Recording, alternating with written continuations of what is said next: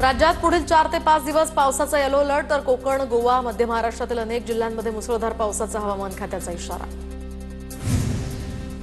पुण्यात 4 ते 5 दिवसांपासून वादळी वाऱ्यासह पाऊस, शेतीमालांचे यामुळे मोठं नुकसान. ज्वारीचं पीक जमीनदोस्त झाल्यानं शेतकऱ्यांचीही चिंता वाढली. जालना जिल्ह्यात मान्सूनपूर्व अवकाळी पाऊस, तर जिल्ह्यात आज वादळी वाऱ्यासह जोरदार पावसाची शक्यता, हवामान खात्याचा अंदाज. रत्नागिरीमध्ये विविध ठिकाणी मध्यरात्री जोरदार मान्सूनपूर्व पावसाच्या सरी, हवामान खात्याकडून रत्नागिरीला येलो अलर्ट. रत्नागिरी, संगमेश्वर, चिपळूणला पावसानं झोडपलं. सोलापुरातील माढ्याच्या अकोले खुर्द या गावामध्ये वादळी वाऱ्यासह झालेल्या पावसामुळे मोठं नुकसान. डाळिंबांची झाडं पडली, विद्युत खांब पडल्यामुळे गावात सध्या बत्ती गुल. मराठवाड्यामध्ये मान्सूनपूर्व पावसाचा फटका, 16 दिवसात 3000 हेक्टरचं नुकसान, तर जालना जिल्ह्यामध्ये सर्वाधिक 2000 हेक्टर क्षेत्र बाधित. वाशिम जिल्ह्यामध्ये पाणी टंचाईचं संकट वाढलं. घोडभर पाण्यासाठी नागरिकांची धावपळ. 9 ठिकाणी टँकरनं पाणीपुरवठा सुरू. 199 गावांमध्ये एकूण 214 गावात पाणी टंचाई निवारणाच्या उपाययोजना प्रस्तावित. श्रीरामपूरमध्ये दूषित पाण्याचा पुरवठा. दूषित पाण्यामुळे अनेक नागरिक आजारी पडले. प्रशासनाचं मात्र याकडे दुर्लक्ष. नागरिकांमध्ये सुद्धा तीव्र संताप. परभणीच्या जिंतूर तालुक्यामध्ये कौसडीत पाणी टंचाई, तर गावात टँकरद्वारे पाणी पुरवठा. टँकरनं पाणी भरण्याची नागरिकांवर वेळ. नागरिकांची पाणी भरण्यासाठी मोठी गर्दी. पुण्याच्या नीरा खोऱ्यातील धरणांचा पाणीसाठा घटला. धरणामध्ये केवळ 8% पाणीसाठा शिल्लक. भोर, खंडाळा, पुरंदर, बारामती, इंदापूर आणि फलटण या शहराला नीरा धरणातनं पाणी पुरवठा होतो. चंद्रपूर जिल्ह्यातल्या वर्धा नदी आता सध्या दूषित झाल्याची माहिती. अनेक वर्षांपासून या नदीमध्ये रसायनयुक्त सांडपाण्याचं प्रमाण वाढलं. नागरिकांच्या आरोग्यालाही यामुळे धोका. बुलढाणा शहरामध्ये दूषित पाणी पुरवठा, नागरिकांचे आरोग्य धोक्यात, तर शहराला 10 ते 12 दिवसांनी पाणी पुरवठा. त्यातही दूषित पाणी शुद्ध पाणी पुरवठा करण्याची नागरिकांची मागणी. वर्धा जिल्ह्यामध्ये 880 गावांमध्ये सध्या शुद्ध पाण्यासाठी पाणी तपासणी मोहीम. ग्रामीण भागामध्ये पाण्याच्या स्रोतांची रासायनिक आणि जैविक गुणवत्ता तपासणी करणार. जिल्हा परिषदेचे मुख्य कार्यकारी अधिकारी जितेंद्र रहमान यांच्या उपस्थितीमध्ये मोहिमेचा शुभारंभ. वाशिम जिल्ह्यामध्ये खरीप हंगामाची तयारी सुरू. 83,110 क्विंटल बियाण्यांची मागणी. सोयाबीन, तूर, मूग, उडीद, मका, ज्वारी आणि तीळ पिकांचे बियाणे पुरवले जाणार. पुण्यामध्ये भीमा नदीवरील पुलाला विविध ठिकाणी भगदाड, तर चास कमान धरणाच्या भिंतीला समांतर असणाऱ्या पुलावर तडे. वाहतुकीवर यामुळे प्रश्नचिन्ह.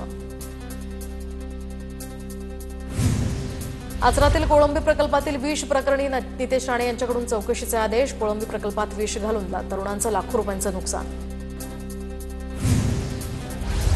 साताऱ्यातील पाटण नाटोशी रस्त्यांच्या कामाचं भूमिपूजन या ठिकाणी संपूर्ण, तर त्या ठिकाणी विविध योजनांच्या माध्यमातून उपाययोजना सुरू.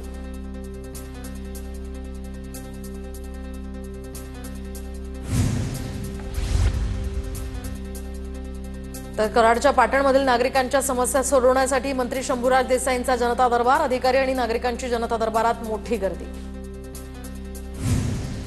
अमित देशमुखांच्या 21 साखर कारखान्याला हरित लवादाचा दणका. पर्यावरण नियमांचं उल्लंघन, 1,13,40,000 दंड.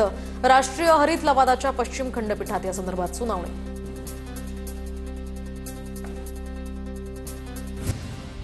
तुळजाभवानी मंदिर संस्थान कार्यालयामध्ये तोडफोड करणाऱ्या पुजाऱ्यांच्या 3 वर्ष त्यांना मंदिरात प्रवेश बंदी. मंदिर संस्थानची कारवाई. वसमतमधील शासकीय स्त्री रुग्णालयातील रुग्णवाहिका 1.5 महिन्यांपासून बंद. इंधन अभावी रुग्णवाहिका बंद असल्याची माहिती. गरोदर मातेसह नवजात बालकांचीही गैरसोय. कोल्हापुरात पूर व्यवस्थापन प्रशिक्षण कार्यक्रमाचं आयोजन. यावेळी आपत्कालीन साहित्याची चाचणी आणि प्रात्यक्षिक सादर. जिल्हाधिकाऱ्यांकडून सुद्धा प्रात्यक्षिकांची पाहणी. धाराशिवमधील शेतकऱ्यांचं उत्पन्न वाढवण्यासाठी क्रांतिकारी अभियान सुरू, तर 1000 एकरवरील कृषी उत्पन्न वृद्धी प्रकल्प साकारणार. मराठवाड्यातील शेतकऱ्यांना या प्रकल्पाचा फायदा होणार. नागपुरात विकसित कृषी संकल्प अभियान अंतर्गत शेतकरी संमेलनाचं आयोजन. संमेलनामध्ये शेतकऱ्यांना तज्ज्ञांकडून मार्गदर्शन.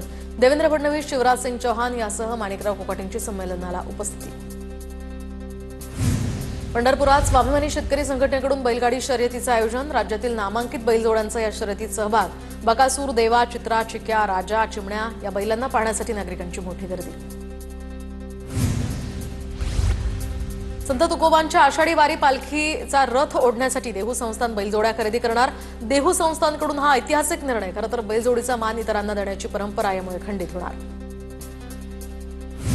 पुण्याच्या ओतूरमध्ये त्रिशतकोत्तर वैकुंठ गमन सप्ताह सोहळ्याचं आयोजन। तर संत तुकोबांच्या पादुका बाबाजी चैतन्य महाराज समाधी मंदिरात नेत गुरु शिष्य प्रतिसंगम भेट।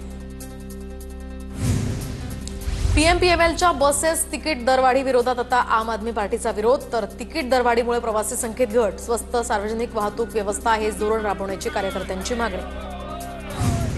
सांगलीमध्ये अलमट्टी धरणाच्या उंची विरोधात चक्काजाम आंदोलन। सांगली कोल्हापूर मार्गावर आंदोलक आक्रमक। अलमट्टी धरणाची वाढवण्यात येणारी उंची रद्द करण्याची मागणी। कोथरूडमध्ये रहिवाशांकडून एसआरए योजनेविरोधात लढा सुरू। तर बिल्डर्सकडून फसवणूक होत असल्याचा नागरिकांचा आरोप। मेधा पाटकरांच्या नेतृत्वात घर बचाव घर बनाव आंदोलन। कराडमध्ये भाजपकडून तिरंगा रॅलीचं आयोजन। आमदार डॉक्टर अतुल भोसले, मनोज घोरपडेंचा रॅलीत सहभाग। रॅलीमध्ये शासकीय अधिकारी आणि कर्मचाऱ्यांची सुद्धा हजेरी।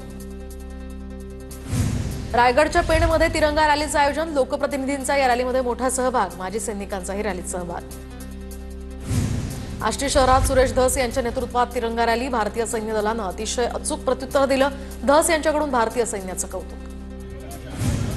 डोंबिवलीमध्ये महायुतीकडून भव्य तिरंगा रॅली। आमदार रवींद्र चव्हाण, आमदार राजेश मोरेंसह कार्यकर्ते आणि पदाधिकाऱ्यांची इथे हजेरी।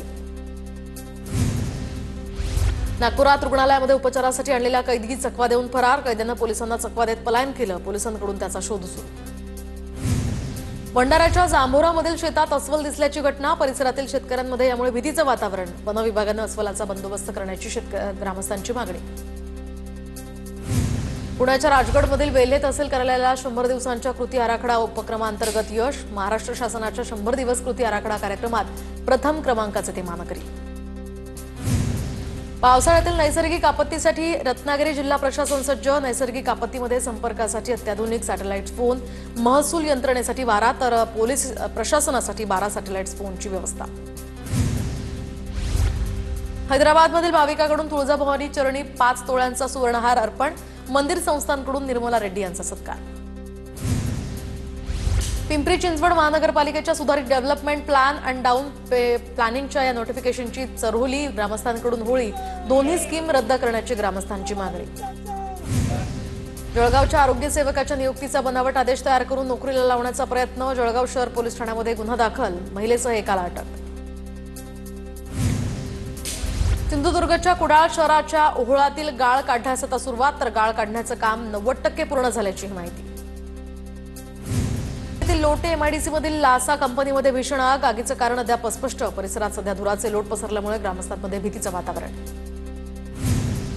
सिंधुदुर्गात विना परवानगी वाळूची वाहतूक करणाऱ्या डंपरवर पोलिसांची कारवाई। 4 जणांवर गुन्हे दाखल। 72,000 रुपयांच्या वाळूसह एकूण 40,72,000चा मुद्देमालही जप्त। पुण्याच्या शिरूरमधील मांडणगाव या फाट्याजवळच्या डंपरची पिकअपला धडक। अपघातामध्ये 2 जणांचा मृत्यू। डंपर चालकाविरोधात शिरूर पोलिसात गुन्हा दाखल। साताऱ्याच्या कास तलावामध्ये 9 वर्षीय चिमुरड्याचा पाण्यात बुडून मृत्यू। पाण्यात पडलेला चेंडू काढताना पाय घसरून दुर्दैवी मृत्यू। हिंगोलीतील केंद्रीय कन्या शाळा परिसरामध्ये जुगार खेळतानाचा व्हिडिओ व्हायरल। जिल्ह्यातील अवैध धंदे बंद करण्याची आता सर्वसामान्यांची मागणी। शहापूर पोलीस ठाण्याचा कर्मचारी अखेर निलंबित। एसटी चालकाला मारहाण प्रकरणात या कर्मचाऱ्याला अटक करण्यात आली आहे। यवतमाळ जिल्ह्यामध्ये घरफोडीचं सत्र सुरूच। गांधीनगरमधील घराचं कुलूप तोडून 10,000ची रक्कम लंपास। चोरीच्या घटनांमुळे सध्या नागरिकांमध्ये भीतीचं वातावरण। यवतमाळमध्ये पोस्टमनला चाकूचा धाक दाखवून लुटल्याची घटना। लुटमार करणाऱ्या 5ही आरोपींना पोलिसांकडून अटक। आरोपींकडून चोरीचा मालही जप्त।